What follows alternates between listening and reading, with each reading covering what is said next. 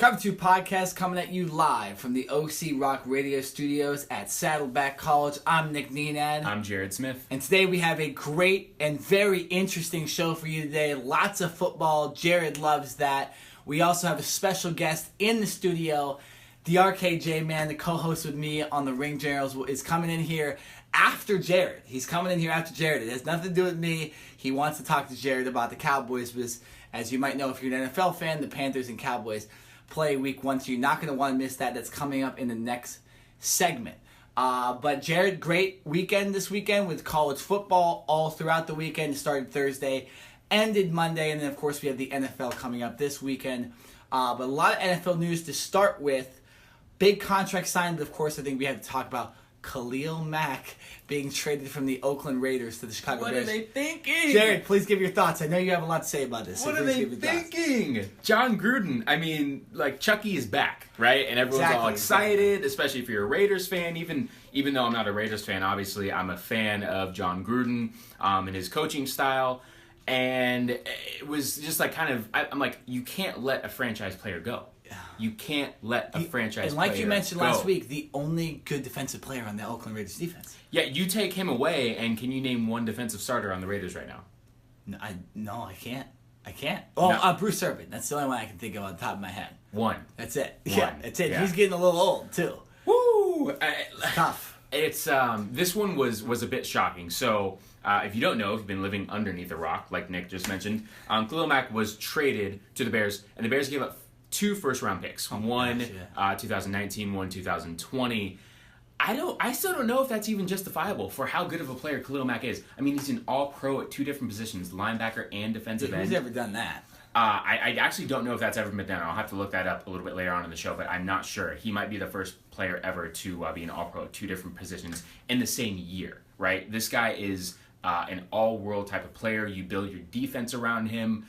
So I understand why the Bears did it, but if you're the Raiders, you know, John Gruden and GM Reggie McKenzie came out and both basically said we were at a kind of a stalemate, you know, with Khalil and his team, and we weren't able to get anything done. And it's like, okay, well, even if you weren't able to get anything done, like what's do you think that's the best scenario to trade him to get 2 first-round picks? Like, they say they have the money, so I don't understand.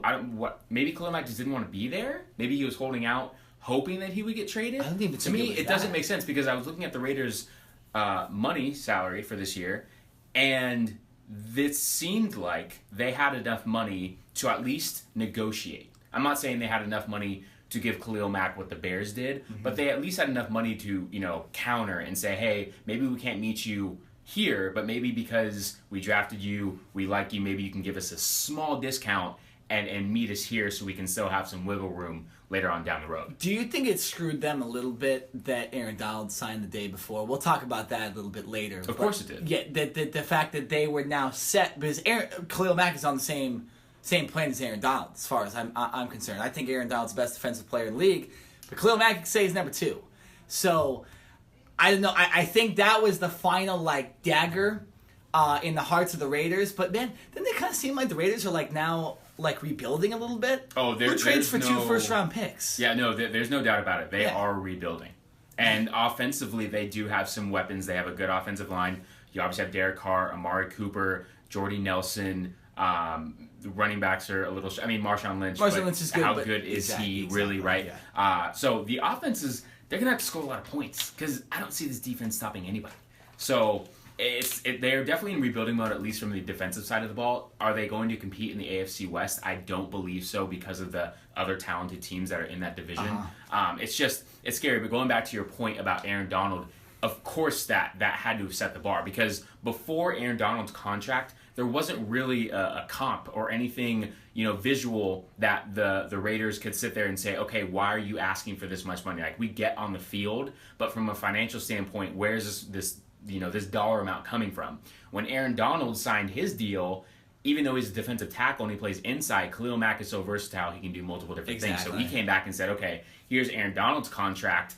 I want at least that much, if not more. And then I think that was probably the tipping point where the Raiders said, okay, we aren't going to be able to pay you that amount. let's start looking at other trade offers. The Bears seem to have the best price, and here we are today with Khalil Mack, the Chicago Bear. Yeah, the Raiders are starting to look like like Baylor or TCU from the last couple of years, where we're going to score 40 points, but we're going to give up 60.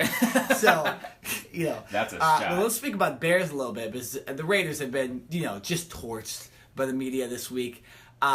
The Bears, man, their defense is looking like a young and upcoming solid defense. We were talking about it last week. Unfortunately, we did our predictions last week, so we weren't able to maybe give the Bears a couple more wins adding this Khalil Mack trade. I still don't think they'll make the playoffs, but nonetheless, they do gain a star in Khalil Mack. This defense is starting to look pretty good for the Chicago Bears. Like, this team looks like it could be potentially a playoff team in about 2-3 years.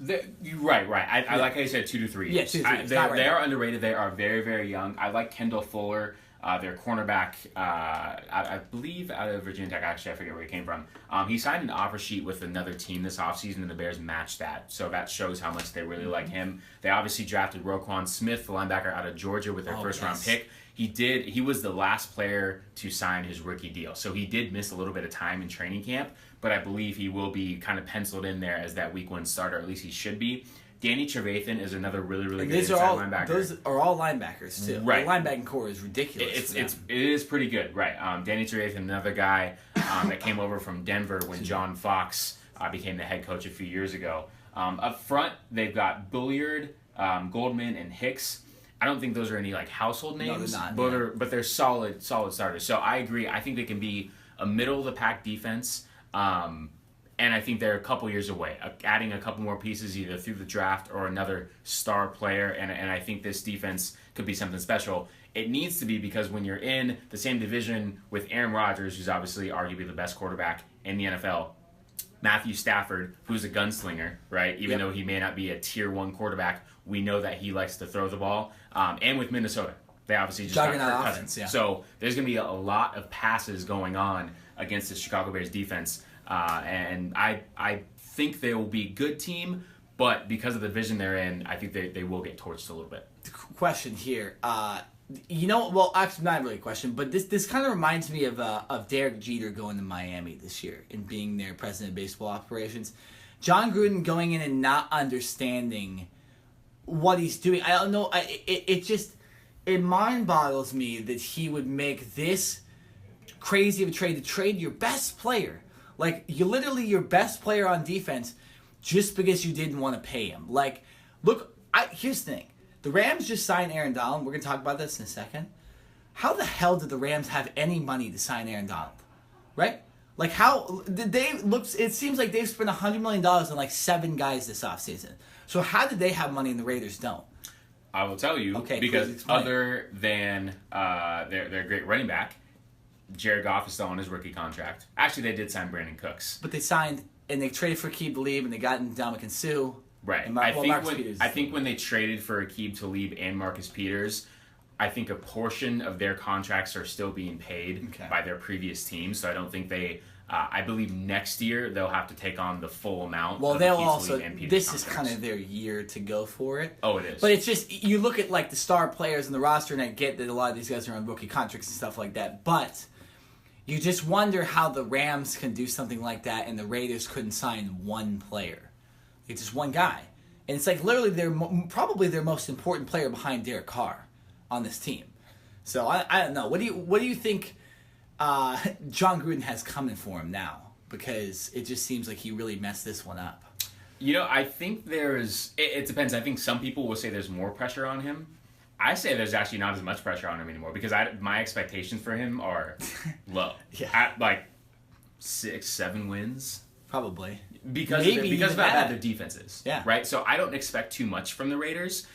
So if they get 5, 6, 7 wins, I'm going to say, yeah, that sounds about right. If they get 3 wins, I'm going to say, well, they shouldn't have traded Khalil Mack, right? If they get 10 wins, I'm going to say, wow, I'm a little surprised. Great coach. John Gruden's right? So, they're definitely in rebuilding mode. 2 first-round picks plus their own picks. So let's see what they do with those picks, right? I think this trade will we kind of have to wait and see about this thing. Obviously, right now it's still very fresh, and a lot of people are just super surprised because, especially in late August, early September, you don't see these type of trades happen. Oh, never. Usually these are before training camp or when you're trying to work out a franchise tag deal and it doesn't happen, so a team trades a player away, you usually don't see a star guy getting traded around this time of year, right before the season starts. So, but I'm going to hold off a little bit of judgment until after next year's draft to see what the Raiders do with these picks, right? If they go out and get another stud defensive player and he ends up ends up panning out, then maybe it was okay. I'm not saying they're ever going to get the talent of Khalil Mack again, but if they replace him with other formidable players, then I think this trade won't look as bad as maybe it does right now. But here's the other thing, too. I saw some stat the other day that said the Raiders, there was a certain year they posted, I think it was like 2002. Since 2002, they've only had one all-pro first-round pick. It's Khalil Mack. So they don't draft well either. So for them just to trade for more draft picks is like, okay, well, are you just all of a sudden going to draft the next two Khalil Macks now? Or does your front office already doesn't know what they're doing? Why are you putting it in their hands? Why don't you put it on the players' hands? You know what I'm saying? So, I don't know. I think this was a terrible mistake by the Raiders. And I think they're going to be. I don't think they're going to be good at all this year. No, they won't. And that's more, like I said, because of their division. You play the Chargers, who seem very formidable. There's no chance they stop the Chiefs or Chargers in games. No. On offense. There's just no way. Not at all. The Broncos have a great defense. Offensively, I don't think they're that good. I think the Broncos would probably be the one and only team in that division where I think the Raiders would have a chance to get a win. But I think their best bet is to go 1-5 in that division. Yeah. And right there, I think that's going to sink them. It's going to be interesting. Okay, so let's talk about the next two guys that got big contract extensions. We mentioned Aaron Rodgers at the end of the podcast last week, and now we want to talk about Aaron Donald. He's added in the mix, obviously.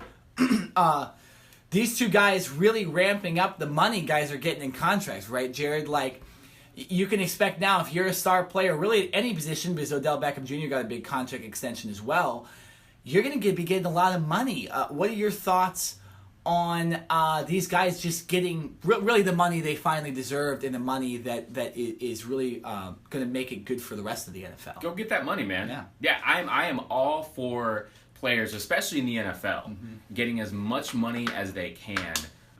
Even let's say, for instance, if a star player leaves my favorite team, the Cowboys, and goes to somewhere else, at the end of the day, I can't be mad at them because with the NFL not having fully guaranteed contracts and with the NFL lifespan being only 3 years, these players are in a sense forced to almost chase the money if it's there for them, right? It's not like with Major League Baseball or in the NBA where contracts are completely guaranteed. So you get $20 million, right? You sign a $20 million contract. You're a middle-of-the-tier guy and you tear your ACL. You're still going to get $20 million. Well, look at what just happened with Luol Deng with the Lakers. Right. Played one game last year, got paid $18 million. Yeah. That would never, ever happen in the NFL. So, yeah, I'm happy for all these NFL players, especially these star guys, and they're resetting the market. And I think it's great for everyone. Obviously, the other star players are coming up, but I think even the middle-of-the-tier guys and the lower-end guys, because that just means with the salary cap only continuing to rise year after year, there's more money to go around for even the kind of middle guys and the guys that don't really get talked about too much. So I think this is a win for everyone. But really, I'm happy for all these guys. Aaron Rodgers, Odell Beckham Jr., Aaron Donald, Khalil Mack. I don't know who I'm missing, but I feel like we've got like 5 or 6 star athletes getting, $100 million contracts and above. Todd Gurley got a nice contract. Todd Gurley as well. So, I think these players deserve all that money and more. I think the NFL takes too much of the pie, in a sense. You think the NFL owners do. You think they need to start extending the salary cap a little more, too? Because teams are going to be able to not sign Well, so every year since I believe the early 2000s, and I'm probably sure it's been even before that, the NFL salary cap goes up every single year. Now, I don't know the mathematical equation for that or, the reasoning or how much, but it goes up at least a few million every single year, right? So what that means is NFL teams have more money to spend on their rosters, whether it's for starters, backups, guys on their practice squad, whatever the case may be, which obviously is only good for those players because then that means they can get more money. So, and there is a situation where teams actually have to spend X amount of dollars. I don't know if it's 75% of their cap, but it's not like they can just sit there and kind of save all of their money. They can't do like right? what the Astros did back in the day where I think they had... It was like, at one point, I think A-Rod was getting paid more than the entire Astros roster or something like that. Seriously? Yeah, it was that big of a contract, or that A-Rod had that little of a payroll. So that does make sense that they would make them at least compete. Oh yeah. You have to spend at least a certain amount of that cap, and then you can save a little bit for injuries and for the future and all that stuff. But no, I'm really excited for these players, and well deserved. And I'm just ready for some football, man. I know it's coming up. We got football tomorrow. Yeah, I didn't even think about that. I always forget what day we record the podcast. Tomorrow night. Yeah, it's going to be interesting. Now, so I want to get to this too, because this is still developing this week. Le'Veon Bell, apparently today, still has not shown up to no show practice. And Wednesday is the most important day during the week of practice, because that's like really the the only padded practice day. And he's still not there. What's going to happen with him, Jared? I don't think he's showing up. Man, if you're a fantasy owner and you're drafting this week, I would not want to draft Le'Veon Bell. Oh, Le'Veon Bell got drafted round 1 in every single draft. No, I told my brother, though. My brother drafted, I believe it was 2 nights ago, and I told him, hey, man, like, don't... I know if you're thinking about Le'Veon Bell, number 1, he might, like, not be that guy for the first 2 games. You want to draft maybe like a Todd Gurley or Ezekiel Elliott or David Johnson or something like that, and Antonio Brown. Right. You know, talking a little fantasy right there. But nonetheless, in real life, Le'Veon Bell isn't there, and if you're a Steelers fan... What are you thinking here? I know the guy's going to risk, if he doesn't play in the first game, he's going to risk missing a lot of money. But that's the thing is he hasn't even signed his franchise tag. Exactly. Yeah. So he technically isn't even allowed in the building until he signs. Oh, okay. Well, that actually makes sense. Yeah. Like he has to come in, sign his deal. It'd be like near you walking into the right. Pass a physical, and then he's allowed to practice. Like he can't be around the coaches. As far as I know, he can't be on the practice field. He can't do any of that stuff until he signs his deal. Obviously, I'm sure he's working out on his own, and I'm sure he's in good shape. But there's a difference between being in good shape and being in football game shape.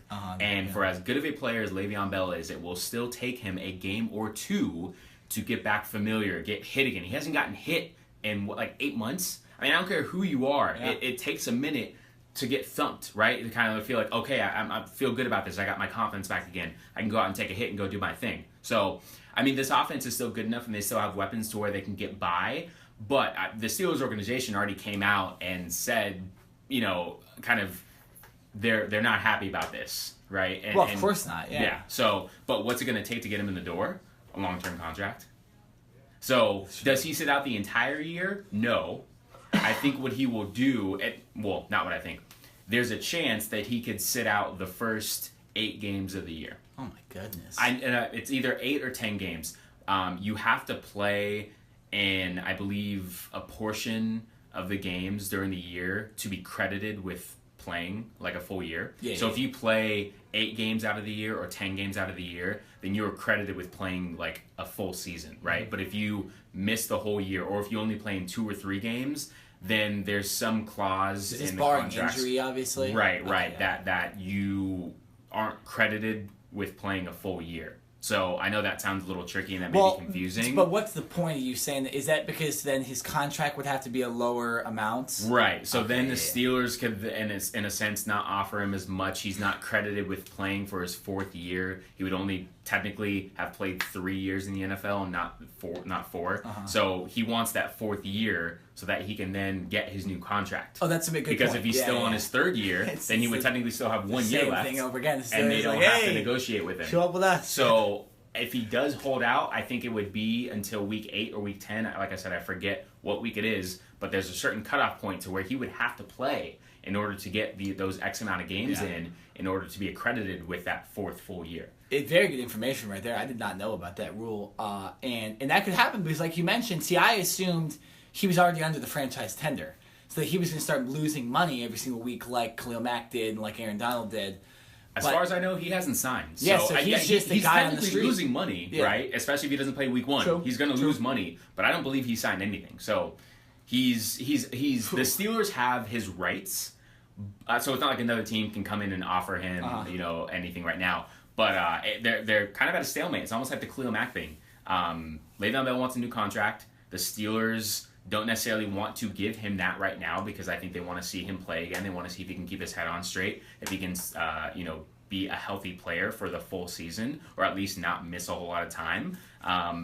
my gut feeling, and I know we've already talked about this on previous shows, I think this is his last year as a Steeler regardless. Yeah, I agree I think the bridge has been burned too much, and even when he does come back, even if they have a great year, even if they win the Super Bowl, I think he's gone. I think he will, again, like we talked about, chase the money and go to another team, whether that's the Jets or whether that's another running back needy team. I do think at the end of the year, Le'Veon Bell will no longer be in the with the Steelers. Yeah, this is the last hurrah if you're a Steelers fan and he hasn't even shown up yet. So James Conner, get ready. You know what I'm saying? Oh yeah. So we're gonna go to break real quick, and you're not gonna want to miss what happens on the other side of this break, because sitting right behind us is the RKJ Man. He's ready. He's looking at his notes. He's smiling back here. He's ready to take on Jared. We're gonna have a little Panthers Cowboys debate on the other side of this quick break. It's the Cover 2 podcast on OC Rock Radio. From the day that guy stepped into the building, he was the most valuable. In fact, they drafted him to stabilize that whole team, including the defense.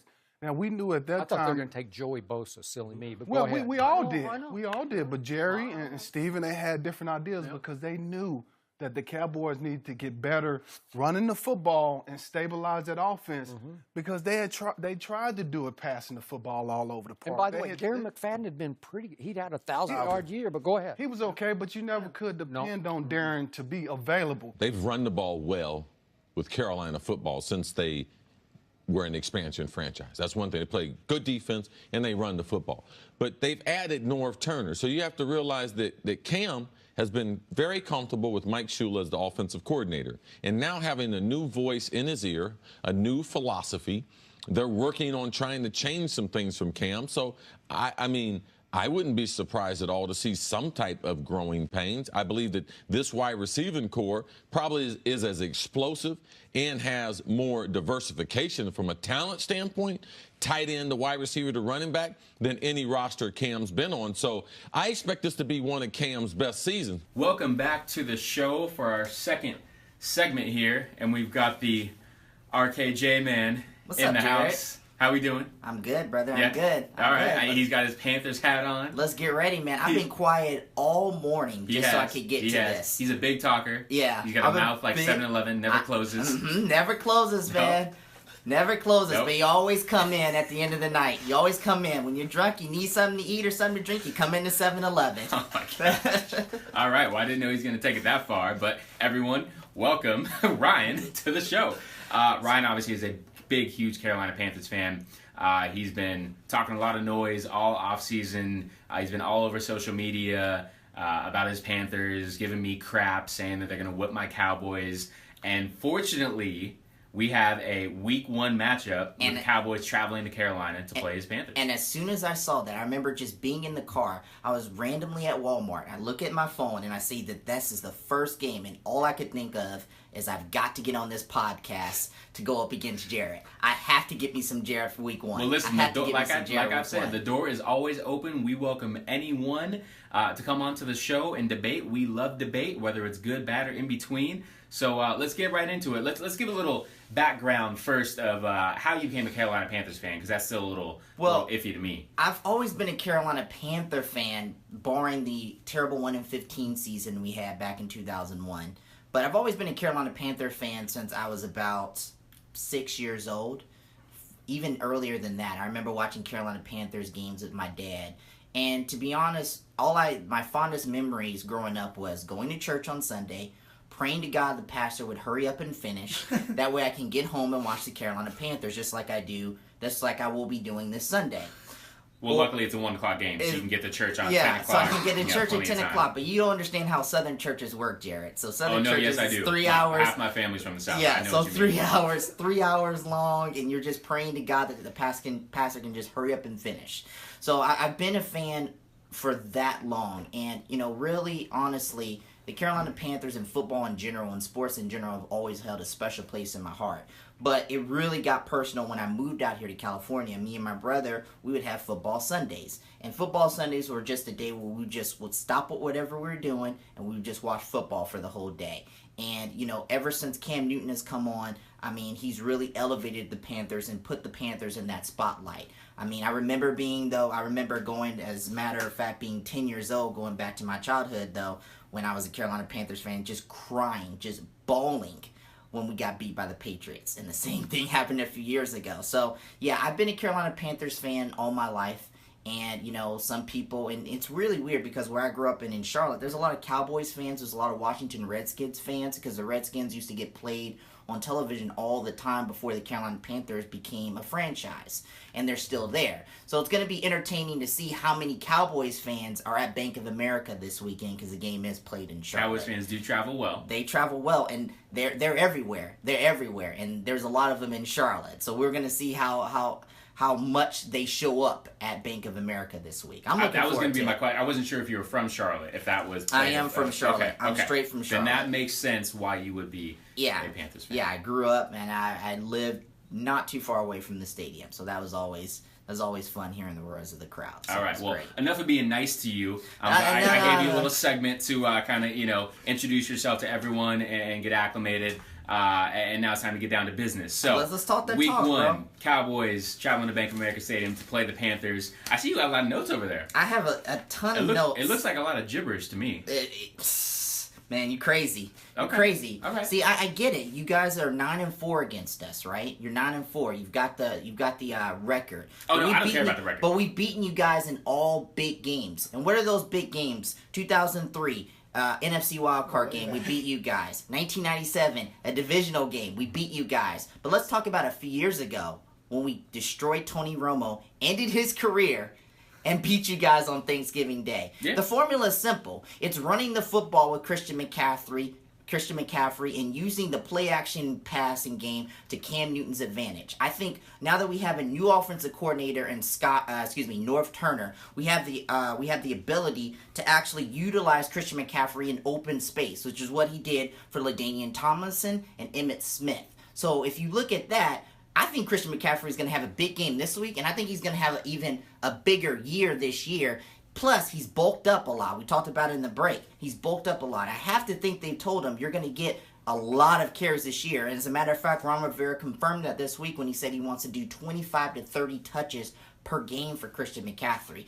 So, at the end of the day, I think a lot of Christian McCaffrey, a lot of play-action passes. I know our offensive line is struggling, but it's not as bad as the Dallas Cowboys, man. Your Cowboys' offensive line is butter.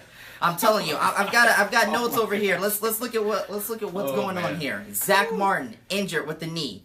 Travis Frederick illness. Laurel Collins limping at practice. Tyron Smith, as far as I know, I haven't looked at this morning, missed 2 practices for a back injury. I think all of these are huge problems for the Dallas Cowboys that you're just laughing at. And this is what I love about you Cowboys fans, man. Y'all just laugh over these simple problems, and then when it actually gets to game time in the year and these problems come up, you're like, oh, okay. All right, now we see how the problem is. Now we see it was an issue. But it's too late by that point, because at that point you're 8-8 and you're trailing everybody else in your division. So I think at the end of the day, you need to address this to me and tell me how Ezekiel Elliott can run the football with a banged-up offensive line, and then how Dak Prescott can use the play-action pass. We were talking a little bit about it. I don't expect Dak Prescott to be a 50 pass attempt per game type of guy. He's not Tom Brady. But what I do expect Dak Prescott to do is to utilize the play-action game with bootlegs and screens and whatnot, because Ezekiel Elliott is running that football so well, to be able to get open plays for his wide receivers. Unfortunately, Dak Prescott's not going to have that if he doesn't have a running game. And we know Dak Prescott can't really do it by himself. Tell me, Mr. Jared Smith, how in the world do you expect to beat us with a banged-up offensive line, a running back who can't run with an offensive line, and a quarterback who can't throw, period? Tell me. I wish you were on the show every single week. I would have a field day with you every single week. You know what I feel like right now? I feel like Stephen A. Smith when he's just sitting there and he's letting the other person talk, and he just knows. He's just getting boiled up and he's ready. Okay, I actually agree with what you said about your Panthers as far as Christian McCaffrey getting the ball. I feel like he's a dynamic threat. He's going to get a lot more touches this year. Like you mentioned, he bulked up in the offseason. He looked huge. I think that's totally fair. I think the bad thing for them is their other kind of dynamic receiver / running back, Curtis Samuel, is more than likely going to be out for week 1. Yeah, because of a heart issue. Right. So I'm hoping that he comes back from that. That seems every time or anytime you think about a heart issue, that seems pretty serious. So hopefully from a health standpoint, he can get better and then hopefully come back in week 2 or 3 or something like that. I just want him to get healthy, to be honest with you. Cam Newton is kind of, he's Superman. He's almost like the LeBron James of the NFL as far as his how tall he is, his athleticism for a quarterback. He can make all the throws when he uses proper technique, in my opinion. I think the problem is sometimes because they haven't had a consistent offensive line throughout Cam Newton's career with the Panthers, that he has to take over and sometimes do too much, right? And he has to kind of force the ball in the tight windows. He's got to throw off of his back foot. And for as great of a player as he is, listen, in the NFL, that's not gonna bode you well. This isn't college anymore, right? So I think I do like the addition of Norv Turner, their offensive coordinator. He's obviously been in the league for years, worked with almost every single team in the league. So Not to mention the Cowboys. Right, he did work with the Cowboys. So I feel that Norv Turner can put Cam Newton in the right situations for him to succeed. And I actually think Cam Newton's going to have a really, really good game. The Cowboys have, in my opinion, a good defense. I think they're going to surprise some people, but they don't have the defense that the Jaguars do or the Denver Broncos do. They're not like an elite defense. So Cam Newton's going to be able to spread the ball around. I think he's going to be able to do really, really good things. The problem is, the question is, will he be able to keep his technique? If Cam Newton stays, on his feet and throws off of his front foot and sees windows and sees openings, I think he can have a field day. If he starts to get flustered, if he starts throwing off his back foot, if he thinks he can run and be a scrambler and not use his other outside weapons, I think that's where, as a complete offense, where things will start to slide for them. That's talking about the Panthers, right? Going to my Cowboys. I was waiting for something, because so far you ain't doing nothing to surprise me. Oh no! So far, you haven't surprised me. I'm trying to let you. Okay. I'm trying to say something good about the Panthers. You're trying to. Okay. All right. When you call the Dallas Cowboys offensive line butter, because they are right now. Are you high? No, I'm not. Sure? I'm not. Sure? Okay. Let me explain something. No. You have the mic for a minute. Okay. When you don't have an offensive line. Okay. Zach Martin hyperextended his knee in the second preseason game. Mm-hmm. That is, it looked like almost a torn ACL. He was down for a couple minutes. They went back and took x-rays and MRI and all that stuff. Came back with a hyperextension. He did miss a week. He's been back for 2 weeks now. So he's not 100%. I completely agree with that. But he's 90% probably. 90% of Zach Martin, an all-pro and a Pro Bowler in every single year since he's been in the NFL, one of the best guards. I will take him at 90% over almost any other guard in the NFL. Lyle Collins has an ankle injury. It's a low ankle. It's not a high ankle sprain. Everyone knows that high ankle sprains are a lot worse. So it's a low ankle sprain. He's been practicing. He hasn't missed any practice. So he might not be 100% either, but he's still practicing. It's not like he's sitting out and he's like, I got to shoot me up to get me out to the game. He's in there. Tyron Smith, yes, he has been known to have back injuries in basically almost every year of his career so far.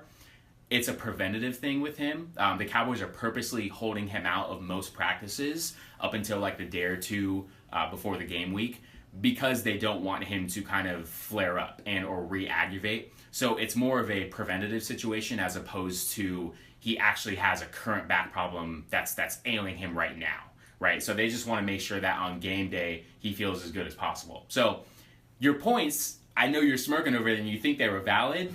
None of those are actually true because, yes, the Cowboys may be, quote-unquote, banged up a little bit, but all those guys that you mentioned, except for Travis Frederick, are going to play. So, in my opinion, yes, they are losing their all-pro center in Travis Frederick. One of the best centers in the league, just got paid by the Cowboys, well-deserved. That's a big loss for them, and that's more of a health concern with a disease. So he has to get healthy with that first before he can even think about football. That is the one and only concern that I have with this Cowboys offensive line. Their backup center, however, Joe Looney, has been with this team and with this offensive system for 4 years, and he has come in spot duty. So I feel that he is adequate enough to come in and play well. He's obviously not a Pro Bowler. I'm not trying to hype him up too much. He can come in and get the job done, right? So the Cowboys are going to have 4 of their 5 starting offensive linemen out there, right? I'm okay with that. Ezekiel Elliott is a good enough running back that he can run between your crappy offensive line. He doesn't need the good offensive line of the Cowboys to run the ball. He's that good of a running back. You guys haven't had a good running back like that, so you don't know what it's like for a guy with that much talent to be able to run with the lesser talent of an offensive line, right? I agree with you. Dak Prescott is not a Tom Brady and Aaron Rodgers, a guy that wants to sit back and throw the ball 50 times. That's not what he's going to do. He's going to run play action. They're going to use Ezekiel Elliott as much as he can, and without having Des Bryant and or Jason Witten there, the ball's going to be spread around. Whether Cole Beasley gets 5 targets, Allen Hurns, their one of their draft picks this year, Michael Gallup, they're all going to see targets. And that's what I think the Cowboys want this year. The Cowboys want to be unpredictable. They don't want teams coming in knowing who's going to throw or where the ball is going to be going. So one game if Cole Beasley gets 8 targets and then the next game he only gets 2, that's just the way it is. I'm not saying I completely like it because I would love for them to have better weapons and more of a consistent guy that Dak Prescott can throw the ball to, like a Jason Witten throughout his career. But I think they're going to lean heavily on the offensive line, running the ball, controlling the clock, and when the defense is on the field, 3 and outs and get them off the field. I think that's their strategy. If they come out and throw the ball 50 times a game, I agree with you. I don't think they're going to win too many games. So I think they have a good strategy. I think you're way over-exaggerating the Cowboys' injuries right now, other than their center. I think everywhere else is minor injuries that you just play through. That's part of the NFL. There's a difference between being hurt and injured. If you're hurt, you tape it up, you go out there and you play. There's no excuses. You're injured, that's a whole other thing. You don't play. So I think you're saying the Cowboys' offensive line is injured. In my opinion, a guy that follows them a little bit more, I think they're just hurt, slightly hurt, and they're going to be ready to go game 1. I think you guys have legitimate problems on your offensive line when 4 out of 5 starters are not practicing because you can't find actual cohesion. So cohesion is a big part in the offensive line. I agree. If you guys aren't practicing together, how are you going to translate that over to games? That's the problem that I'm having right now with you guys, is because you don't have a cohesive unit in the staff enough. And everybody in Dallas agrees that the offensive line is a concern. And if the offensive line isn't going, then everything else just tumbles down. So I don't think at the end of the day, these guys, all it takes is for one of our defensive linemen in a pile is to just roll over one of these guys, and all of a sudden the bodies start falling down. And I look at your depth chart, and your depth chart isn't very good. I'm not very confident in your offensive line after this. So you better hope that somebody doesn't accidentally, Jared, roll over one of you guys' ankles or do something. Because it happens. It happens in the NFL. Okay, why are you saying accidentally in quotes? Are you like trying to accuse one of your Carolina Panthers of being dirty? I'm not trying to accuse anybody of being dirty. All I'm saying, this is the National Football League, and we all know that when there's a big target on the field, in terms of if we see that, if guys read the injury report too. So if I see that you have a knee injury or something like that, I'm going to find a way to test that knee some way, somehow in this game and see if it's really up to par. So I don't really feel confident going into a game with the offensive line who has who's not cohesive enough and who's not 100%. I want 100% offensive line. I want a line that's been together all throughout the offseason, all throughout practice, all throughout training camp, and you don't have that right now. You're not going to have it guaranteed going into this Sunday. You're not going to have that. And then also, let's talk a little bit about North Turner. Oh, excuse me, hold on. I need to bring up one more thing. You guys added Chris Richard.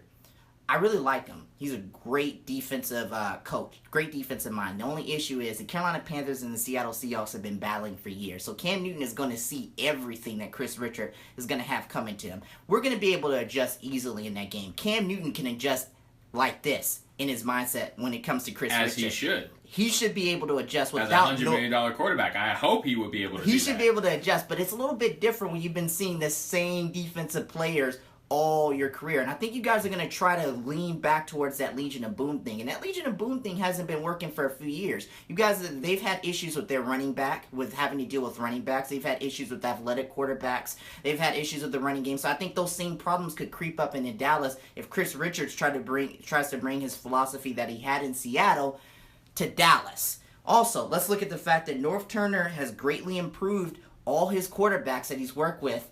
Phillip Rivers and Troy Aikman. I have this stat about Troy Aikman. Troy Aikman when North Turner was there from 1991 to 1993 as an offensive coordinator, at one point had 23 touchdowns. That was his season high. Now, obviously, the NFL was a little bit different back then. And then he also had about a 69% completion rating. So when I'm expecting North Turner to tell Cam Newton what he's already told Cam Newton is that, hey, it's okay to dink and dunk every now and then, Cam. It's okay to dink and dunk, and you've seen it a little bit in the preseason. We haven't been afraid of dinking and dunking down with Christian McCaffrey, and there's also another guy that we haven't mentioned, and his name is Daryl Moore. Daryl Moore just got drafted by us in the offseason. Oh, you mean the guy that just got busted for going like 115 down the freeway? Well, he got busted by 115 because he's got a new car. I mean, if you got a BMW, you got a BMW, okay. Come on, like you got a BMW, why wouldn't you want to do it? He probably had a hot chick in the car too, so whatever. But anyway, at the end of the day, when it comes down to it, Daryl Moore was brought in to be that next guy. He's brought in to be the next Steve Smith, and Steve Smith said it when we drafted him. They haven't been able to replace anybody since I left till today, and that day was the day they drafted Daryl Moore. Expect Daryl Moore to be used a lot in the play-action deep game, and then Devin Funchess will be that possessional wide receiver. At the end of the day, I don't think the Cowboys can handle what we're going to bring at them from an offensive standpoint, and it's going to be so much that the defense is just going to be playing catch-up, that your offense is going to be playing catch-up, which is going to force you guys to have to throw the football more, which is going to force the offensive line to pass protect more, which is going to put a lot more pressure on those guys and their injuries to kind of hold up. I don't think it's going to happen. I think at the end of the day, the Carolina Panthers are winning this game 34-20. Man, 34-20. 34-20. Woo! I think we're coming into Bank of America with a point to prove. I mean, if you look at it, the Panthers have always gone under the radar. And it's mostly because of us being in our location. We've never been that sexy team. You know, Charlotte, North Carolina is in that sexy place. I mean, even I moved from Charlotte. But at the end of the day, when it comes down to it, the Carolina Panthers have always been there in the NFC. They've always had the chance. And a few years ago, we were the top team in the NFC and came very close to winning a Super Bowl. So at the end of the day, when it comes down to it, I don't think we're that far off. We weren't that far off in beating the Saints in 2 out of the 3 games last year. We're not that far off. I think we've surpassed Tampa Bay. We've surpassed the Atlanta Falcons. We can win that division. I think we can win that division, honestly. I think we can win that division. That's my opinion. I think we'll win the division. Woo! Some Homer talk going on right now. It's not Homer talk. It's not Homer talk. I'm very critical of Cam. Going back to your Chris Richards point, I really, really do like that pick. Where I do disagree with you, Chris Richards technically is only the secondary coach. So Rob Marinelli, is still the defensive coordinator. Did I say he was the defensive coordinator? No, I'm not saying that you did. My bad. I'm not saying that you did. I'm just saying Chris Richards will have his handprints on the secondary, but Rob Marinelli still calls the defense. So he's still going to call the defense as he sees fit. Now, do I see Chris Richards eventually taking over as defensive coordinator? Because Rob Marinelli's like 7 years old and he's limping on one leg. In a couple of years, he's going to take over. But he still doesn't have full control right now. So I don't think they're bringing the full Legion of Boom over. And it's not because Chris Richards doesn't want to. I think that's because the NFL has taken some of those decisions away from those coaches. The NFL is just a different game than it was even 5 years ago. So players can't be as physical. You can't be as handsy. You can't do certain things from a defensive standpoint that you used to be able to do. So unfortunately, I don't think that's Chris Richards' fault. I think that's just the NFL saying we want more of an offensive game, we want less injuries, all that type of stuff. So I think Chris Richards has had to change his coaching philosophy in the way that he tells his players to play. I think the Cowboys secondary, their corners are underrated. I think their safety spot is a position of weakness. But their corners with Byron Jones, a very long, lengthy guy out of Connecticut. He started out as a safety for the Cowboys his first 3 years, and then Chris Richards transitioned him to a corner. And then they have Chidobe Awuzie, a guy who they drafted in the second round last year, who I think is going to come out and be a stud this year. So from their corner standpoint, I think they are very, very solid. Plus, I think they have good depth with Jordan Lewis and Anthony Brown in their slot. Their safeties are where I have a little bit of an issue as far as with the deep ball, play action, all that stuff. Can they sit there and take away that deep threat? I'm not so sure that they can. I do like the pick of DJ Moore, even though I just kind of hassled him for a little bit for getting that speeding ticket. He is kind of a deep threat coming out of Maryland. He's got the Cam Newton. He literally just chucked the ball down the field, and DJ Moore, if he's doing his thing, can beat almost any corner and get to the end zone. So I think that's the one deep threat that you guys have lacked since Ted Ginn Jr. I think Ted Ginn was able to kind of gel a little bit with Cam, but Cam hasn't really had that since then. So no, there's no doubt that you guys have weapons. I'm just not so sure from an offensive standpoint that you guys will be able to put it all together. Let's also remember, this is week 1, right? So you're coming off the preseason where Cam Newton didn't play a whole lot. And this isn't even for the Panthers. This is for every single team in the league. Most starting units have not played together. So you want to talk about cohesiveness.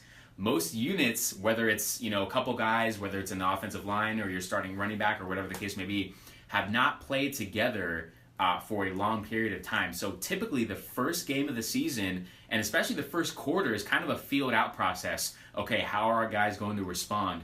What other looks are we going to get from the opponent, right? So I think the game could be a little shaky at first until that second quarter and even the second half when things have settled down a little bit. And you want to talk about cohesiveness with the Cowboys offensive line. You are correct that in this offseason and so far in the preseason, their starters have not been able to play together because of injury. But these starters, 4 out of the 5, with the exception of their left guard position, have played together for the last 4 years consecutively. So I'm okay with them not, playing together in the preseason, missing some time because of injury, because of the cohesiveness that they have had in the past 4 seasons. I get that this is a new year and things change, but those guys know each other. They know what they need to do. They know their assignments. They've been in the same offensive system for the last 5 years, so it's not like that has changed at all. So I don't want to sit here, or I don't want to hear about, oh, they need to sit here and play together and blah, blah, blah. They all know each other. They know how to play together. They know how to pick up blocking schemes and all that stuff. They need to get out on the field, and when Ezekiel Elliott is running the ball down the throat of the Carolina Panthers defense, let's talk.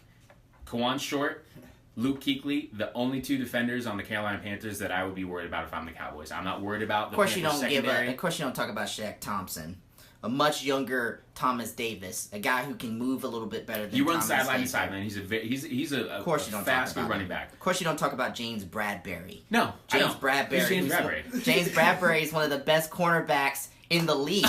Jazz Bradberry, look up his stats, bro. Look at what James Bradberry was doing. He was shutting down wide receivers last year. I love how you just laugh because you don't have an actual rebuttal towards it. He wears number 24 just like Josh Norman. But Josh Norman's in Washington, so you must be getting those 24s confused. I'm not getting confused. If you're saying that James Bradberry is one of the best corners in the league, is a shutdown corner. Go look up his stats on Pro Football.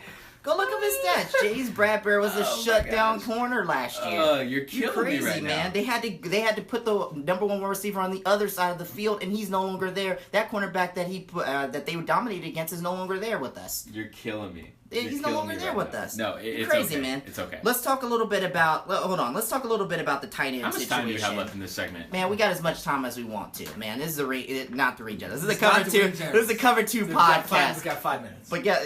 5 minutes. All right, look here. Let's talk a little bit about your tight end situation. What's up with your tight end get suspended for weed or getting caught for weed? Right. No, I think he's dumb.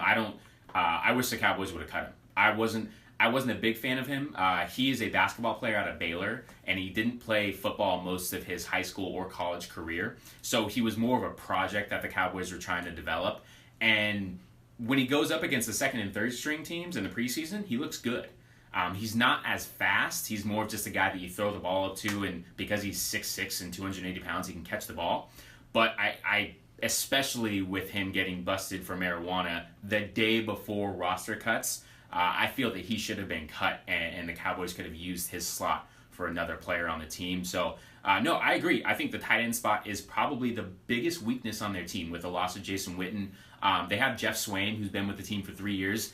He's an average tight end. There's really nothing special about him. They drafted Dalton Schultz from Stanford, who's kind of a blocking tight end. We all know the Cowboys like to have extra tight ends to block for Ezekiel Elliott, so I think that's going to be him. And they also have Blake Jarwin, who's, I would say, probably the best receiving tight end that they have, but he's not a household name either. So I agree. I'm a little worried about the Cowboys tight ends, but I don't think that the Cowboys are going to use their tight ends like they would have if Jason Witten were here. They're going to have to come up with different ways to scheme. They're going to use Ezekiel Elliott out of the backfield to catch the ball a little bit more. I think that's going to take some touches away from the tight end spot. And they're just going to have to use their receivers more. So if you're trying to sit here and tell me that the Cowboys tight ends aren't that good, you can save your breath because I'm right there with you. I don't think that they are a good unit at all. See, I always have a plan up my sleeve. The reason why I brought up the tight end situation is because North Turner's always succeeded with tight ends. He's had Antonio Gates, and I think Greg Olsen's going to play a critical part in this week's game and for the rest of the season. And when it comes to you guys and your tight end situation, let's say one of those offensive lineman goes down, or two. You're going to have to keep a tight end to at least pass protect or run block in certain cases. So in that case, guess what? That's an extra target getting taken away from Dak Prescott too. So that's a concern too. It's something that I would think a little bit more about going into this game. Can I say one thing? What? Throughout this whole segment, you said a lot of ifs. You're saying a lot of ifs. If the Cowboys' offensive lineman goes down, if they have to bring in another tight end. Because if turn into most likely. Oh, really? If turns into most likely, and then it turns into all of a sudden it happens. No, I understand. I understand being proactive and having to have a backup plan and even a backup plan. I totally get that. Ifs don't apply to right now. We're talking about who's going to strap it up, who's going to line up on the field, and who's going to start the game and play for both of these teams, right? So this whole if scenario of if and when an offensive lineman gets injured and when the Cowboys have to change things around, there's a plan for that in place, but you worry about that when that happens. I'm talking about right now, who is going to win this game with the starters on the field? Right now, I don't think you're a better team than us, period. Okay. I can actively go out on a limb and say, you're not a better team than us. From the record from last year, I would agree with you because the Panthers had a better record than the Cowboys last year.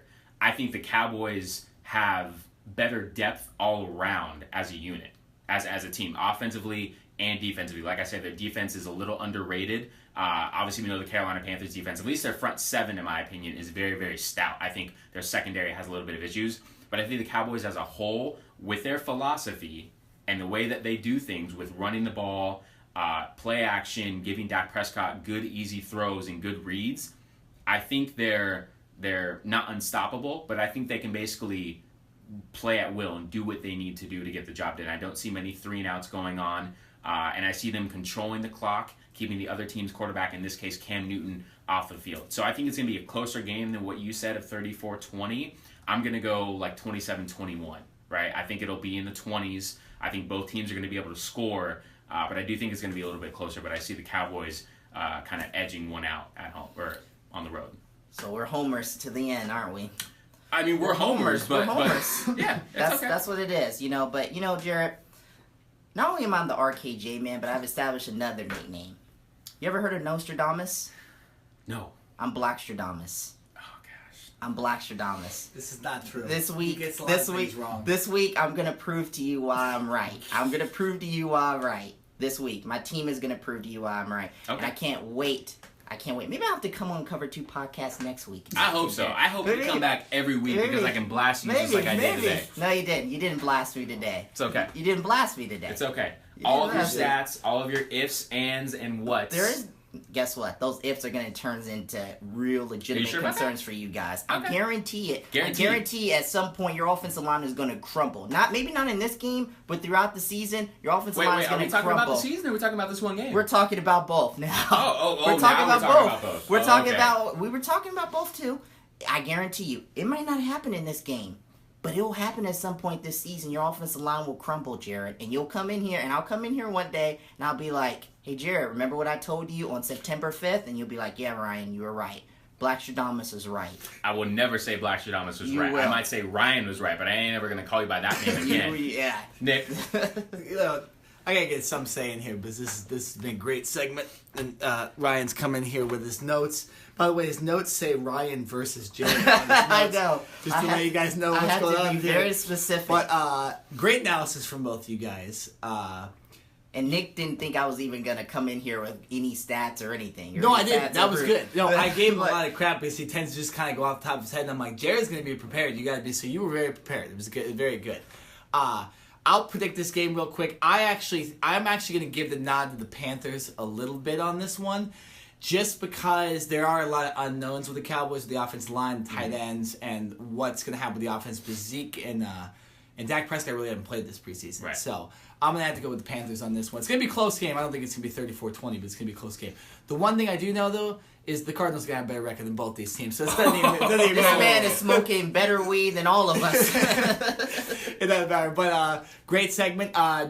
Ryan, do you want to stay for Do You Care, or do you have to leave right now? Sure, why not? Okay, Why not so, do you care? Ryan's going to stick for Do You Care. He's going to do one of the Do You Cares with us coming up next here on the Cover 2 podcast on OC Rock Radio. All right, Coach, everyone had questions about who was going to start at quarterback when this game started. What answers did you have about your quarterbacks after watching both of them play tonight? Well, I still like both guys. I think both guys are good players. I think both guys can help our team. All right, so why do you continually try to get me to say something that doesn't respect one of them?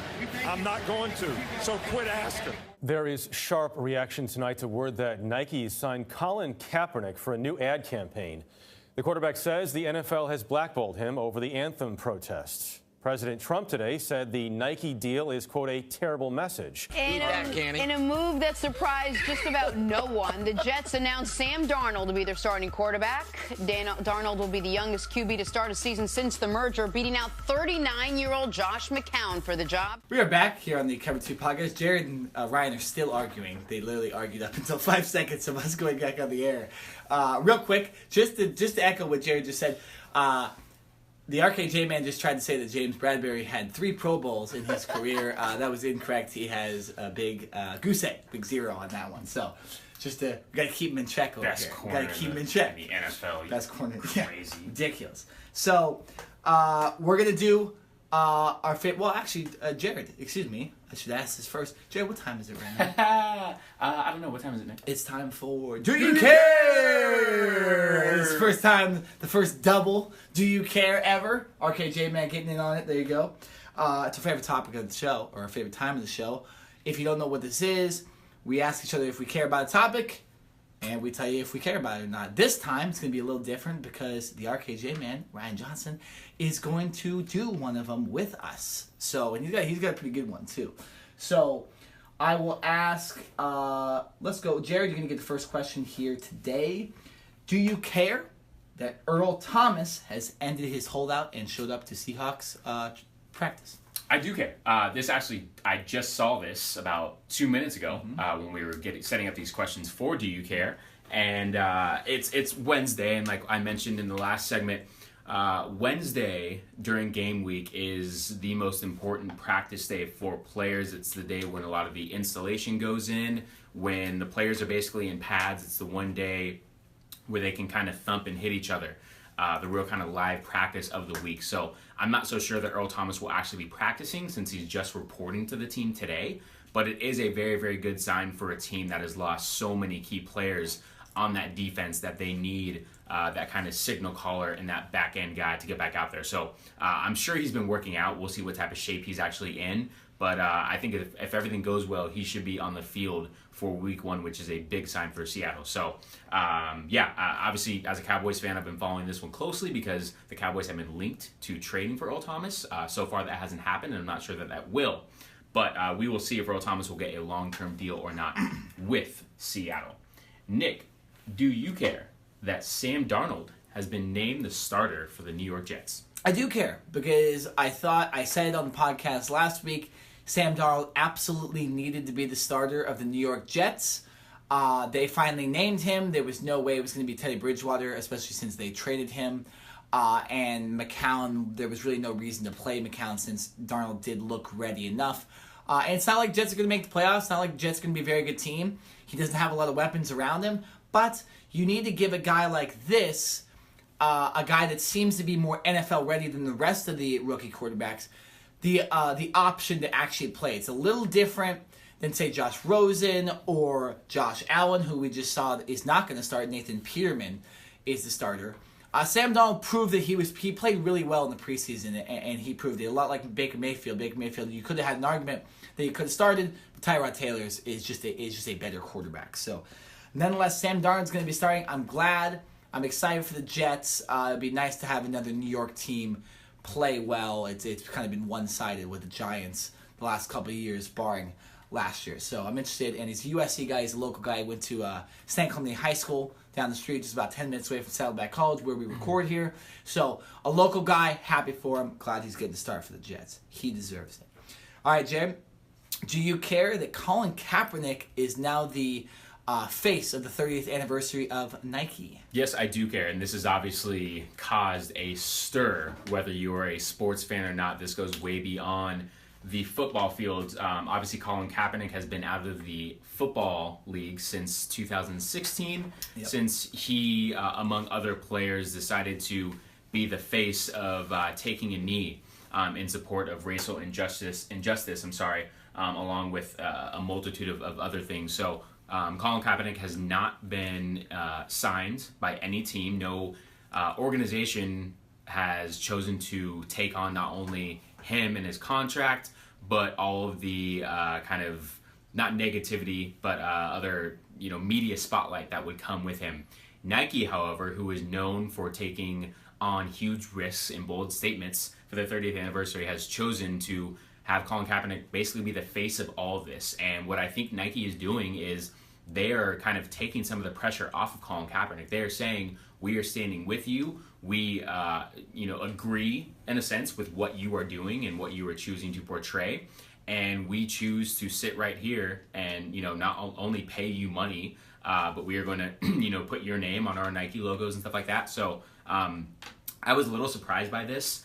But then again, when I started to do some research on Nike and throughout their history, kind of the different circumstances that they have put themselves in, whether it's paid off or not, they're willing to take chances on athletes and other star names in order to brand themselves, whether for good or for bad. So there will obviously be a lot of backlash with this. I've already seen on social media people ripping up Nike socks and burning stuff, and it's kind of interesting because it's like, you are trying to boycott something that you've already paid your hard-earned money for, right? You're gonna burn something that you've paid for already. So there will obviously be a lot more to talk about with this. This is just kind of the very beginning, as this just came out, I believe, yesterday.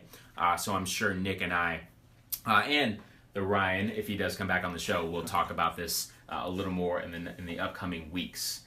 Nick, do you care that the Seattle Mariners got into a little pregame scuffle in the clubhouse yesterday? Now, I mean, this is so stupid, but very, very interesting. Apparently, D. Gordon told the reporters to get out of the clubhouse. The reporters got out of the clubhouse. The doors closed. Excuse me, my voice is a little gone. Let me drink a little water here.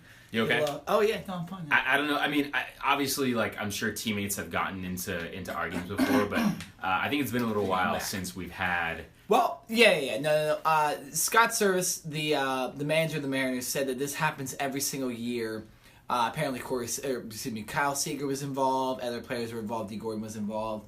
They just need to hash out some differences. Apparently, punches were thrown. I guess this was kind of set up by the Mariners, too. Like, they kind of just let it happen. It's almost like hockey. They just said, all right, let's duke it out. Do that stuff, and they got it done. And we'll see if the Mariners use this as fuel, because they've kind of fallen back in the wild card race. It's really been the A's and the Yankees that have kind of took over the AL wild card race. So, if the Mariners want a chance to make the playoffs for the first time since 2001, they're going to need to step it up, and maybe a fight need to happen. Or maybe this made it worse and they're going to lose a couple games after that. I don't know.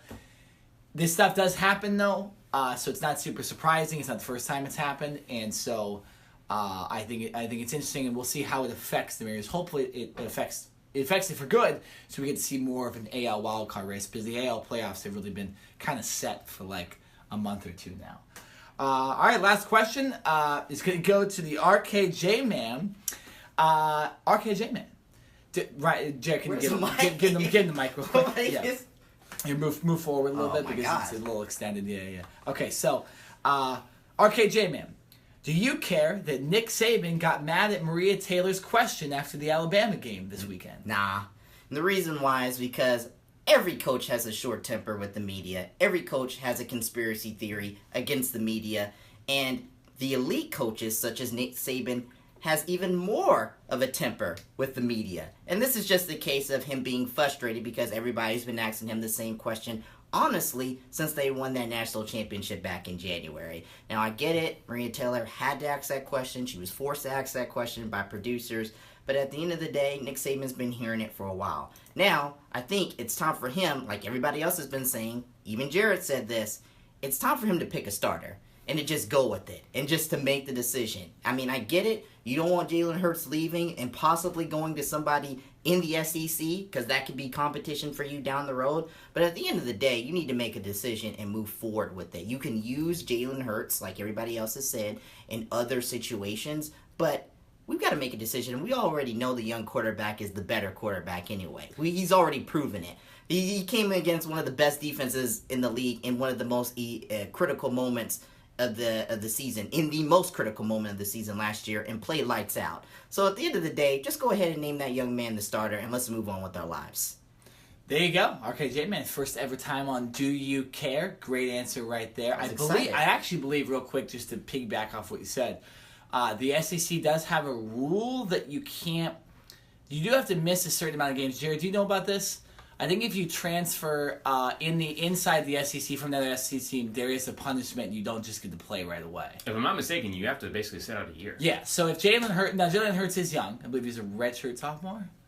I will have to look that up. He's either a redshirt sophomore or a redshirt junior. Yeah. So he would have a year of eligibility left. Let's say if he left this year, which would be enough. But he would be risking potentially, that he gets injured, and then he's risking his NFL prospects there. So it would be very interesting, but I think Nick Saban's pretty safe, and it's maybe another reason why he got mad, because he's just, but he freaks out all the time, so it shouldn't be surprising.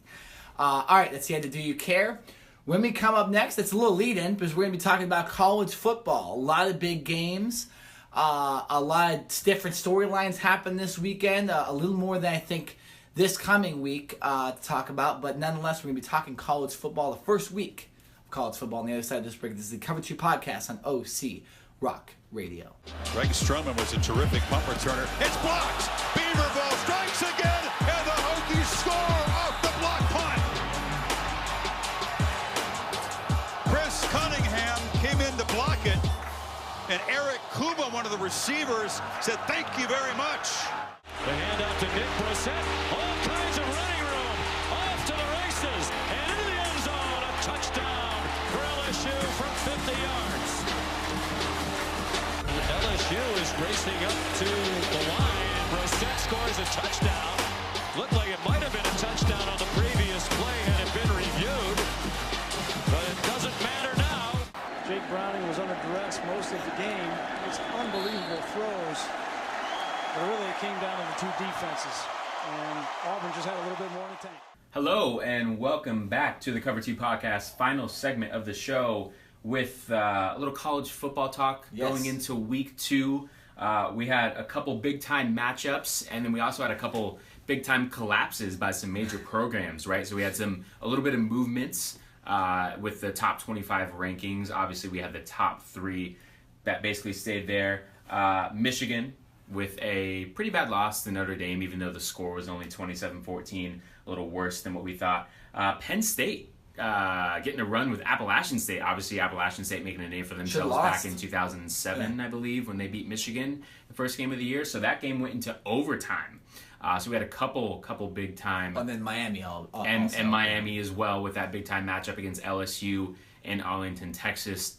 Miami kind of got whomped by LSU. Miami was ranked 8 at the time. They dropped 14 spots.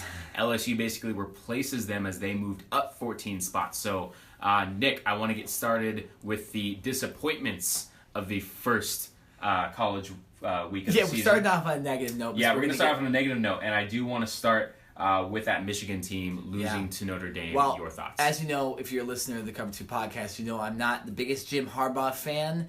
And this just kind of goes to what I've been saying, the fact that they're extremely overrated every single year. They had the quarterback from Ole Miss, Shea Patterson, over there as their starting quarterback. Patterson was okay at Ole Miss. He wasn't the best quarterback at Ole Miss, and now that he goes over to Michigan, he fails against Notre Dame. Like you mentioned, that score kind of makes them look a little bit better than that game was. Notre Dame just whooped them all over the field. I get it was in Notre Dame Stadium, but you shouldn't be getting killed if you're Jim Harbaugh and you're getting paid $10 million a year. Like, I'm sorry, that shouldn't happen. So, Michigan, I'm sure. What's their ranking now? Does it say right there on the computer? So they're still 14th. They probably dropped, right? Well, but even if they dropped, here's what's going to happen. They're going to be back in the rankings soon because Jim Harbaugh is their coach. And it's typical unfair college football where they just rank these guys. Jerry's looking it up right now. I'm sorry, 21st. 21st. So they you saw Miami lose to LSU and drop, 14 spots? Michigan drops 7. So there it is. Exactly. So Michigan should be out of the top 25 right now. They're not a top 25 team at this point. They can maybe earn that back by beating a team like Ohio State or Penn State or someone like that, Michigan State, someone like that. But watch, they're probably going to lose to all those teams too, and they're still probably going to be ranked because they're saying Michigan's not that good of a team. They're overrated. Jim Harbaugh's overrated as coach. He's lost his last 19 ranked games on the road and is 8-8 overall in his last ranked games, which means he's only winning home games. So the guy can't win on the road, and he gets paid $10 million. Jim Harbaugh's overrated. The whole Michigan organization is overrated. Man, that was a kind of a bomb on Michigan. Sorry, right there. I don't know why. Yeah, but that's just it doesn't make any sense. It's not fair. I think I had a little more higher expectations going in for Michigan. They have Shea Patterson, who is a transfer from Ole Miss. He wore number 20. Which is kind of awkward for a quarterback. That's right? the kind of guy you're getting on your team. At Ole Miss, he's now wearing number 2 for Michigan. I mean, he actually had passing. He passed for 227. The problem is he threw an interception and didn't have any touchdowns, right?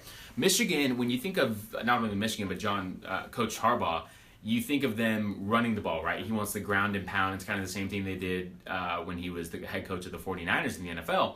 He wants to ground and pound and have a rough, tough defense. Well, the defense, they give up 24 points. That's pretty average, right? I'm not going to kind of sit here and blame the defense. I think the offense didn't do enough to win this game.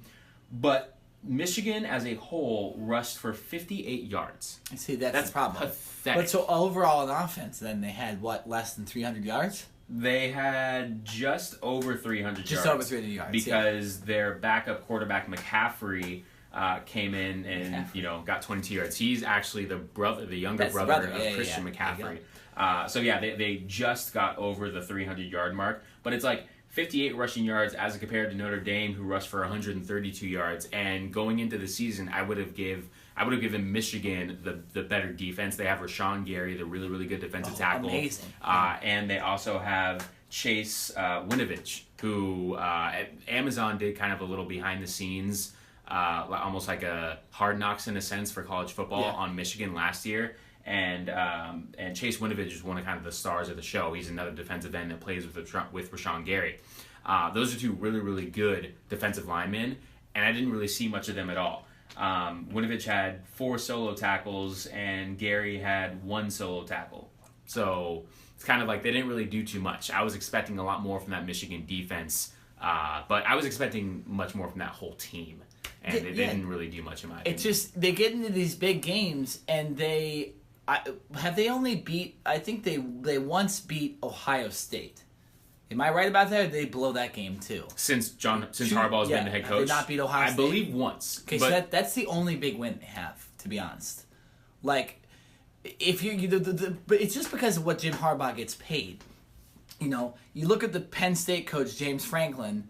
Yeah, they might have disappointed this weekend, but he's not getting paid $10 million a year, right? Like it's a little bit different. You can lose games when you're a great coach and you're not stealing all the college's money. See, right? I think that's a valid point, but I don't think that's everything. Penn State is just as big of a program as Michigan, football-wise, in my opinion. Now, Michigan may get better recruits. In a sense, they both play in the Big Ten. Yeah. But whether you're getting paid $10 million or $5 million or even $2 million, when you're playing at a big Division I football program like that, you're expected to come out and have a better performance. True. So, yes, money plays a factor, but in my opinion, I don't care who the coach is from Michigan. I would have expected a better performance out of Michigan, the players. They should be able to get better recruits. They on should. offense, at least. They because should. Defense, they are. They have Rashawn Gary, who I believe was the number 1 prospect in high school when he came out. 3 years ago. Yeah. And so they have those kind of guys. They had Jabril Peppers. They had all these great players. But on offense, they really haven't. Like, you look at, who from Michigan in the Jim Harbaugh era has come out to play in the NFL and been super successful?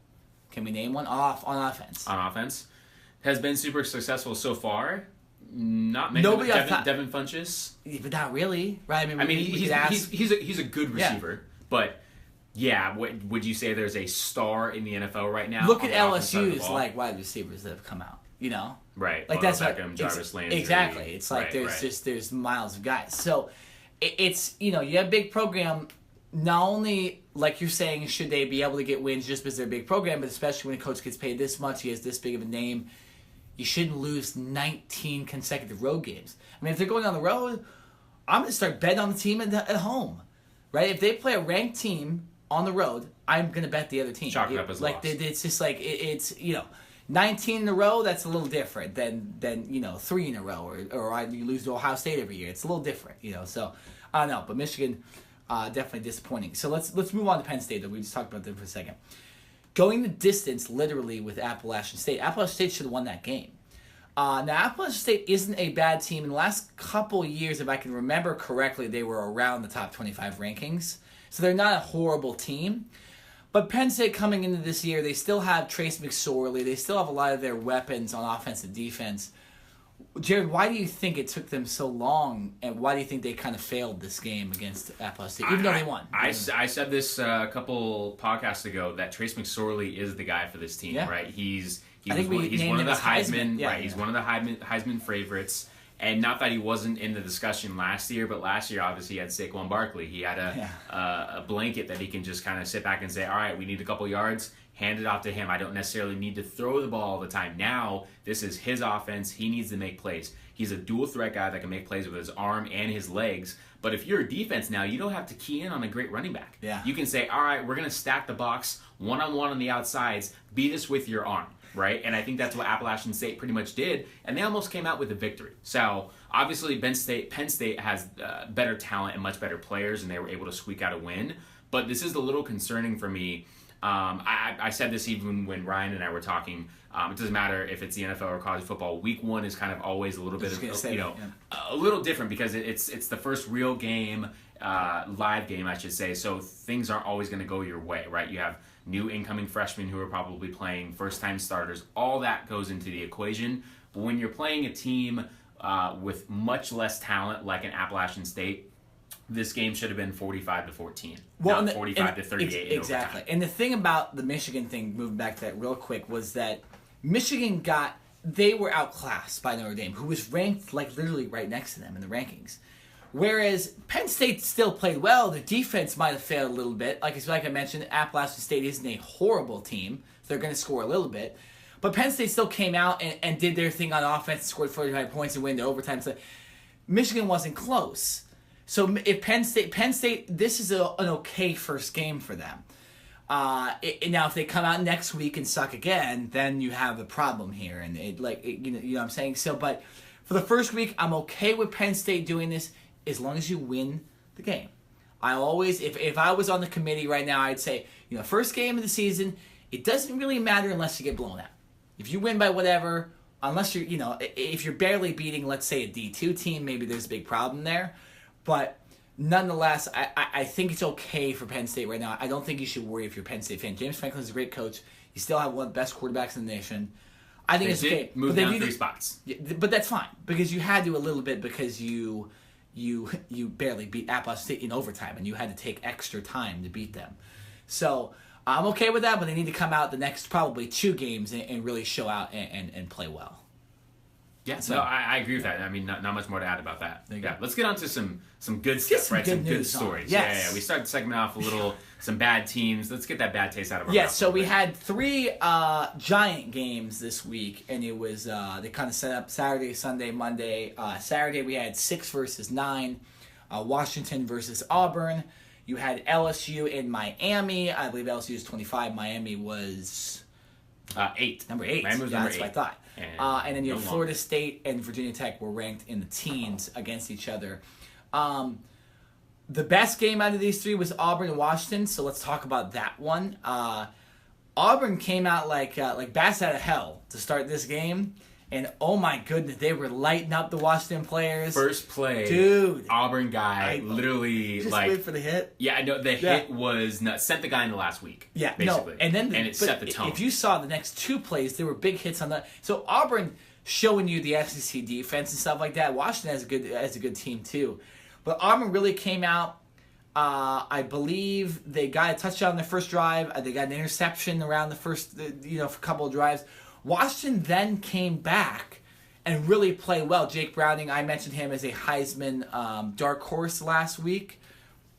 I think that he's a good quarterback. He played pretty well, although the one mistake on the interception was horrendous. He should have just thrown out of bounds and just threw it to the guy instead. But nonetheless, I thought this was a great game. I wouldn't put too much against Washington. The fact that they came back and didn't get blown out, I thought that was nice. If they would have got blown out, it would have been like, wow, the Pac-12 really is like not going to be that good this year. But I thought this was a good game, and both teams I think still probably have a chance at the college football playoff after this. This game I think went exactly as planned for both teams. I do like Jake Browning, and I think he's the major reason why this team was able to stick around. I didn't think that Washington had enough pieces around him, especially with that Auburn defense. They've lost I think that a lot Auburn too. defense is legit, and they're very scary. Another thing is this game was played in Atlanta, which is basically a home game for Auburn. Yeah, it's a good and I think that goes both ways. That obviously gave Auburn a lot of momentum, especially coming out of the gate. But I think for Washington to be able to come back right after kind of rallying from the storm and that first punch, and they were able to come back and score. Like you mentioned, the interception by him was pretty horrific. But other than that, he had 296 yards for the entire game. So that's pretty good against an SEC defense.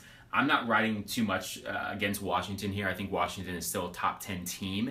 And I think especially when they get into their Pac-12 schedule, I think they're going to pretty much dominate there. They should be able to win it. Yeah, this was, I really like the scheduling and the way that Washington opened up the season against Auburn. I love when teams that are, they're in the top 10, but they're not really talked about like Alabama or Clemson when they schedule these type of games. Say, hey, listen, we're not afraid to come out here and play an SEC team or play a great opponent in week 1. We're not going to schedule San Jose State and just beat the crap out of them, right? Well, we'll do that later on in the season. We want to come out and show teams, even if we do lose, 1, we're not going to get blown out. 2, we're going to be competitive. And 3, we'll play a matchup against anyone, anytime, anywhere. So for that right there, I know Washington had to drop a little bit just because they lost, but I would keep them at 10 or inside the top 10 for me. So good game for Auburn, but I think this is more about how Washington was able to stay in the game. Yeah, no, I agree too. It was a good outcome for both teams. I don't think this affects either. If Washington loses again, it's going to be hard for them to get in the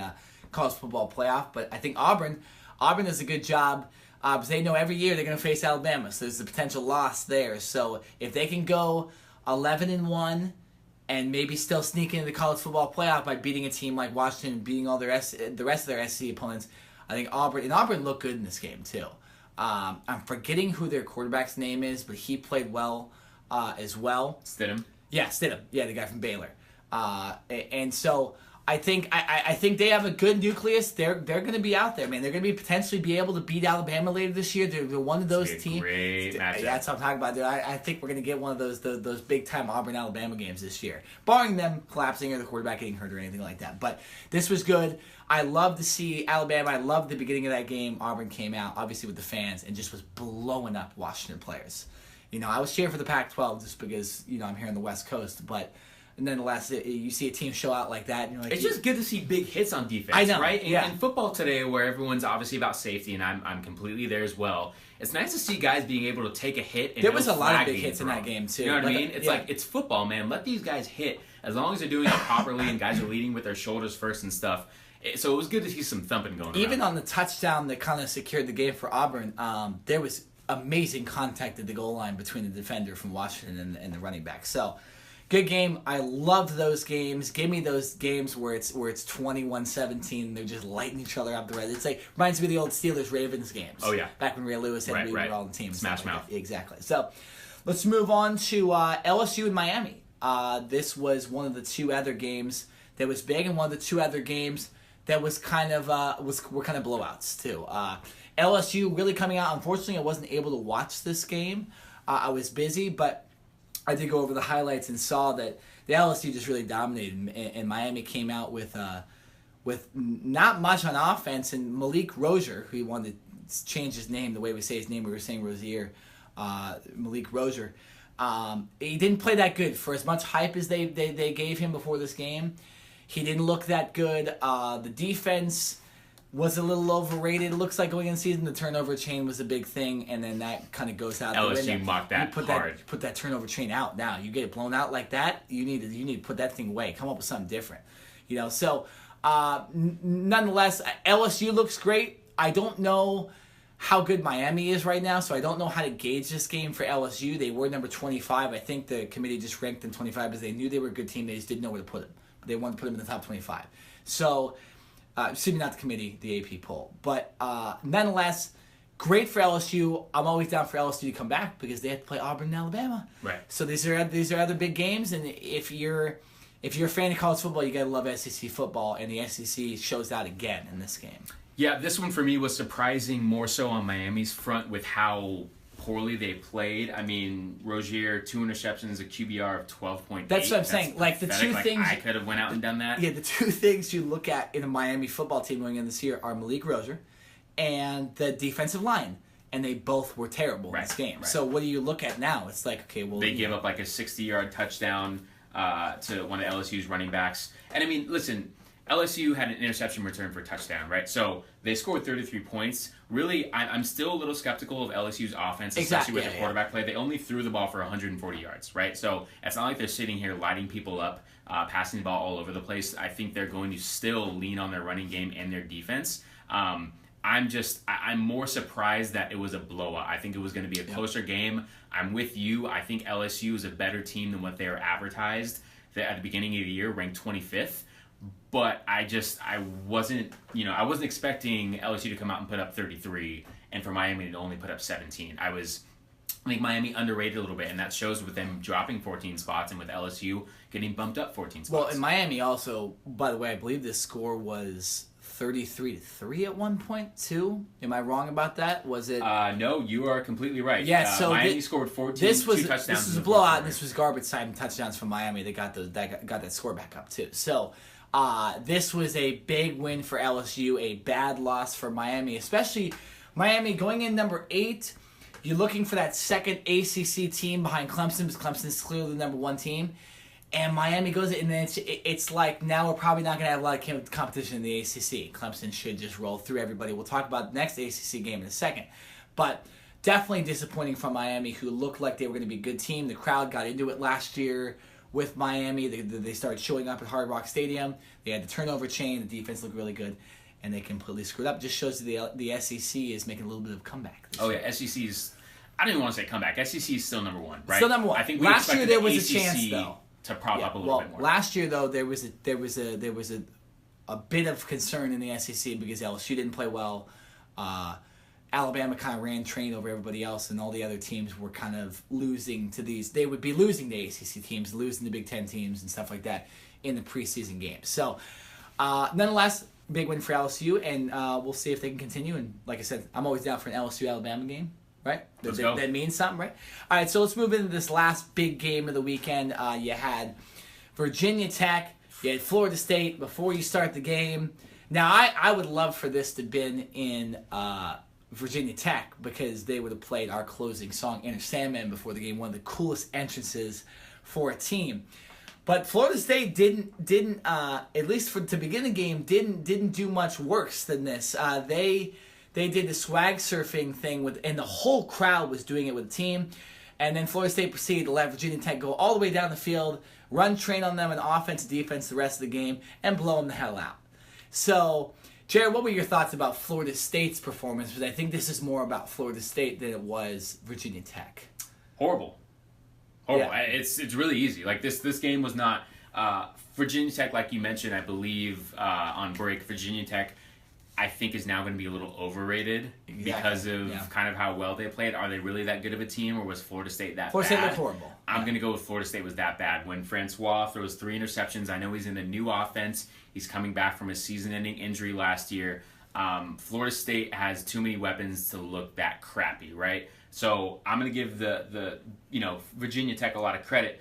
But then again, Virginia Tech is always known for their defense. They're always known for their special teams. They're not really known for putting up points Can they contend with a Miami, who I still think is a good team? Can they contend with Clemson?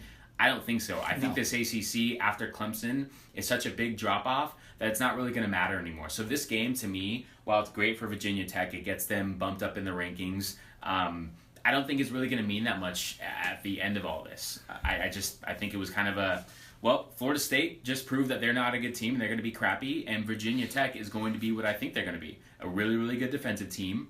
And if they can get turnovers, they'll take advantage of you and they'll win some games. Yeah, Virginia Tech, I don't think they don't play Clemson until potentially the ACC championship game, so they could, go undefeated if they wanted to. But nonetheless, this Florida State and Doug Gottlieb, who's a guy I follow on Twitter, he's a great guy for Fox Sports. He mentioned that he said that there was 2 Kevin Harts playing corner for Florida State. And dude, this was true though. I wasn't paying attention to the game that much, and I looked. This quarterback for Virginia Tech, Josh Jackson, who's a great quarterback by the way, would just throw the ball as high as he could, and these receivers would catch it every single time. I mean, these were short dudes playing DB for Florida State. I don't know how you can't get better the guys than that. You can't have short DBs against these good teams. It was a clear mismatch in the rest of the season. I mean, Florida State plays anybody that's sort of contending. They're going to lose because these DBs can't stop anybody because they're too damn short.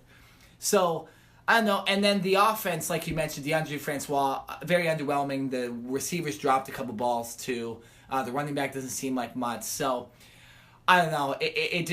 Francois definitely has the tools. He's a great quarterback. I remember when I was watching him his freshman year. They had a big game to start the season, and Francois ended up. I was saying he's going to be the next Jameis Winston at Florida State. He has the tools to be the next Jameis Winston, but he can't make the mistakes he did against good teams like he did today, and they got to get help around him. So I still think he's a great quarterback. He's a better quarterback than the Virginia Tech quarterback. But nonetheless, Florida State looked terrible in this game, and they really need to recruit better. Florida State's going to have at least 4 more losses. I'm looking at their schedule right now. They were 7-5 last year. Middle of the year, they traveled to Miami. That's a loss. 2 weeks after that, they're home against Clemson. That's going to be a huge loss. And then towards the end of the year, they travel to Notre Dame. Good luck. And the end of the season, of course, they play their in-state rival, Florida. So that's at least 4 losses right there. I could see them losing to North Carolina State, and I can also see them losing to Louisville. So Willie Taggart in his first year is going to, I think, have a rough start, and I think it's going to take a couple more years of recruiting to get this Florida State team back to where most people think it should be. Yeah, Willie Taggart, I was just talking about this in the break too, that Willie Taggart he was a good coach at Oregon, but he wasn't a great coach. I think the only reason they hired him is because he was like a Florida State fan when he was younger. So like, it's just another problem there. He's no Jimbo Fisher. He's no Kevin Sumlin who they could have hired. He just seems like a pretty average coach to me. Okay, so what was the biggest, maybe not surprise, but what was the biggest thing you took away from college football weekend this weekend? The kind of a final thought on college football weekend. Mine, I'm going to say that, and once again, I know we've kind of harped on this a little too much. It's the fact of I'm not going to sit here and overreact, right? Yep. There were teams that played well, teams that were expected to play well that did, teams that were expected to play well that didn't. So I know there was, a good amount of movement. Obviously, LSU moves up 14 spots. Miami drops 14 spots. Other than that, I don't think any team moved up or down. Oh, no, I'm sorry. Michigan dropped 7 spots, so that takes that away. It's kind of, just a field-out process. Obviously, you have the top teams of Alabama, Clemson, and Georgia that deservingly so should be the top 3. Ohio State, without Urban Meyer, still came out and played well, even though they were playing Oregon State, who's not a good team at all. So what is Ohio State going to do in the next 2 weeks? I didn't know this until Monday morning that Urban Meyer is still allowed to be on campus and be there for practices. He just has to miss the games. So that one's kind of interesting to me. I would have suspected that he would literally be suspended and not be allowed to be on campus for the entire 3 weeks. That's what the normal suspension would be. Right, but he's supposedly allowed to be there in meetings and practice, and he just can't be there for the games. That's a little interesting to me. But nonetheless, I'm still looking at Alabama and Clemson, and for Alabama, name Tua the starter, right? Bring Jalen Hurts in for certain packages. I know you don't want to reveal too much, and you don't want to give your opponent, the scheming power to go there and scheme Tua, but people aren't stupid. Tua is the better quarterback. He is, yeah. If you want to win games and score points, we all know Alabama can play defense. You want to score points, put Tua in, and you can probably pencil them in as one of the 4 college football teams. Yeah, no, it's going to be interesting. Playoff teams. I'm sorry. I have 3 things to say right here. Number 1, Oklahoma really impressed me. They look like they're just as good as they were from last year with Baker Mayfield and all them. Murray. Kyler Murray, who's going to be in Oakland Athletic next year, which is very interesting. He already signed a $5 million contract, Yeah, so he's doing pretty well. He's going to be with the Oakland A's next year, but nonetheless, he's gonna do as much as he can for Oklahoma this year. They're going to whoop my UCLA Bruins ass this week. Okay, I'm just telling you that right now. The UCLA did not look good, and I'm gonna have to wake up in the morning, and I'm gonna have disappointment in the morning at 10 a.m. when Oklahoma. Why did UCLA schedule this game? I think was this a game from last year? Did they play each other last year? No. I think this is a game they scheduled like 6 or 7 years ago when Jim Moore had just come and Brett Hundley was still the quarterback and they were good. So yeah, they're gonna get whooped. They lost to Cincinnati this last week, so that's not gonna be good. Also, Florida Atlantic. Speaking of Oklahoma, what was the final score of that game? 77-0 or something like that. It was pretty bad. Yeah. Come on, Lane Kiffin. There's a reason he got fired on the tarmac by USC. 63-14. There's a reason he got fired on the tarmac at LAX. Okay, I'm just telling you that right now. Actually, Sky Harbor in Phoenix. It wasn't even LAX. They didn't even let him get home. Get new flight. Come all the way home. Yeah, Lane Kiffin, extremely overrated. And then, since the RKJ Man is in here, I thought I'd mention this. Ole Miss has a trio of receivers that are really, really good. A lot of big dudes. Their nickname are the Nasty Wideouts, the NWO, and they have a. If you know wrestling and stuff like that, the NWO was a big tag team in back in the day, and so they did that, and they had the NWO signal on a title and stuff like that. So every single time they score a touchdown, one of these wide receivers, they're going to do the NWO thing. So I thought I'd mention that because the RKJ Man is in the booth here, cool. Is in the studio. So yeah, college football weekend was good. I can't wait for NFL weekend, week 1 this week, Jared. So I'm excited about that, and I'm excited to get more football going. There you go. You hear the music right there. Great podcast. Thank you, RKJ Man, for being in here and committing to 2 segments. Great debate. I'm hoping. Let's see what happens with the Cowboys and Panthers. I don't know if you'll be able to come in next week, but we'll definitely be talking about it, and we'll definitely get you the audio if we aren't able to get you in the studio. But be very interesting to watch that. Very interesting to watch the rest of the NFL. Starts tomorrow, Jared. We got Falcons and Eagles. Go Falcons! I can't wait. I gotta get my pickup done. I haven't done it yet. They got like $60 from the line. So I gotta get that done. For Nick Nina, I'm Jared Smith. This has been the Cover 2 podcast.